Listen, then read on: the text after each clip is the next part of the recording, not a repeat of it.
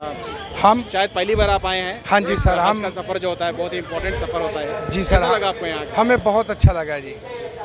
और बस बहुत ज़्यादा, बहुत ही क्या बोलूँ, मेरे पास कोई लफ्ज़ नहीं है आपको बयान करने के लिए। बहुत अल्लाह ताला का बहुत रहमत है और वो बहुत किस्मत वाले हैं जो मक्का मदीना के लिए यहाँ से जा रहे हैं। हम सबको मुबारकबाद देते हैं। अल्लाह ताला सबको खुशियाँ दे, नवाजे अपनी खुशियाँ से।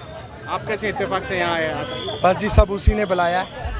हम तो पंजाब के रहने वाले हैं, इत्तेफाक से आए हैं। हमें कुछ पता नहीं था कि यहाँ बेंगलोर रहते हैं क्या? पंजाब में रहते हैं? पंजाब में रहते हैं और बेंगलोर भी रहते हैं जी। अच्छा अच्छा। हाँ जी सर, तो यहाँ का जो मंजर है हज भवन का, जो लोग जा रहे हैं, वो देख के आपको अच्छा लगा? बहुत अच्छा लगा सर। क्या कहेंगे, कुछ मैसेज आपकी तरफ से?